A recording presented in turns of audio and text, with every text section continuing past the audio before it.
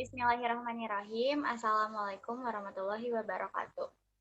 Di sini kami akan mempresentasikan tentang perbedaan pendidikan Jepang dan Indonesia. Yang beranggotakan saya, Mareta, lalu Siti Kona, lalu Fildea, lalu Nur Fatimah, Adan India, Anissa Siva Aulia, Raffianti Rizkila, dan Entang Siti Fatimah. Boleh di next. Yang pertama yaitu perbedaan jam sekolah antara Indonesia dan Jepang.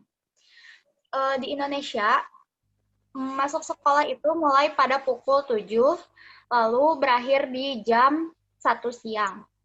Lalu jika tidak masuk sekolah, diminta surat izin, dan jika melanggar peraturan sekolah seperti telat atau tidak memakai baju yang sesuai dengan aturan yang sekolah buat, mereka akan mendapatkan hukuman seperti hormat pada bendera, push up, atau membersihkan toilet. Selanjutnya akan dilanjutkan oleh Nindya.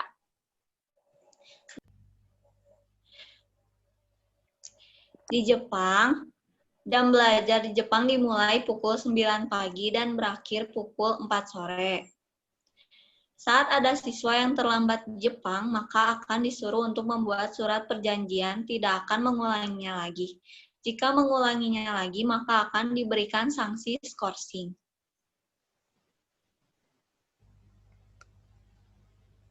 Etika dan kedisiplinan. Etika menjadi salah satu hal yang semakin perkuat dalam sistem pendidikan di Jepang.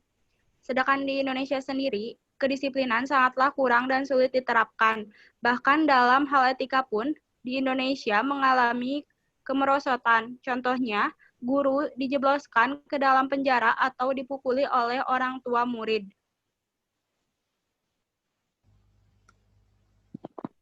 Siswa di Jepang baru bisa mengikuti ujian pada kelas 4 SD atau ketika mereka berumur 10 tahun. Dan selama 3 tahun mereka akan difokuskan untuk belajar tata krama karena orang-orang Jepang sangat mengedepankan tata krama. Selanjutnya akan dijelaskan oleh teman saya, Anissa. Sedangkan di Indonesia, kedisiplinan sangatlah kurang dan sulit diterapkan. Bahkan dalam hal etika pun Indonesia mengalami kemerosotan. Contohnya guru yang dijebloskan ke dalam penjara atau dipukuli oleh orang tua murid hanya karena anak-anak mereka dihukum oleh para guru.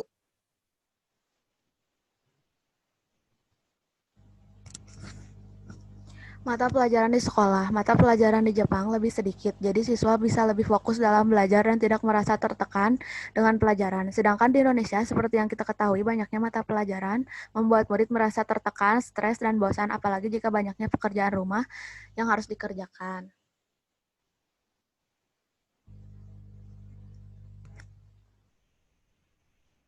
Penekanan pada siswa. Murid-murid di Jepang diajarkan untuk bisa berpikir kritis dalam kegiatan belajar mengajar. Sedangkan para siswa di Indonesia mulai dari tingkat SD sampai tingkat atas lalu dihadapkan pada hafalan.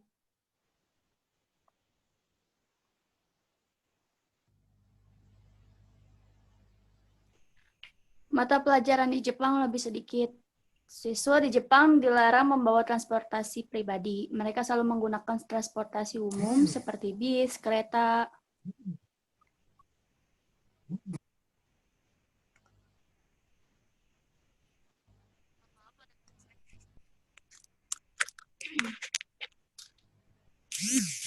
Siswa di Jepang dilarang membawa transportasi pribadi. Mereka selalu menggunakan transportasi umum seperti bis, kereta, dan sepeda.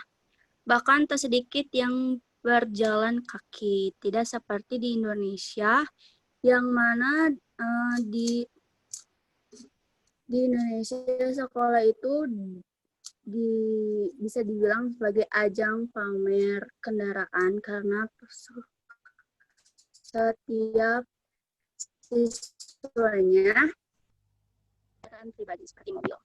Perlengkapan sekolah di Jepang menuntut siswa untuk menggunakan sepatu khusus di dalam sekolah agar mencegah kotoran yang masuk ke dalam ruangan.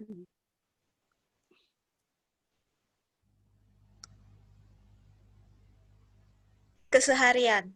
Menu makan siang di Jepang disamaratakan dan setiap siswa dilatih untuk menyelesaikan makanan siangnya dalam waktu yang sudah ditentukan. Sekolah di Jepang tidak bergantung pada petugas kebersihan. Mereka selalu diberikan waktu untuk kegiatan bersih-bersih yang disebut osoji. Keseharian di Indonesia.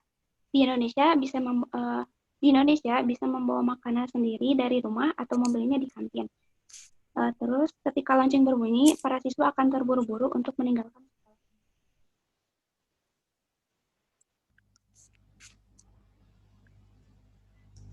Sekian dari kelompok kami. Mohon maaf bila banyak kesalahan. Wassalamualaikum warahmatullahi wabarakatuh. Terima kasih. Waalaikumsalam warahmatullahi wabarakatuh.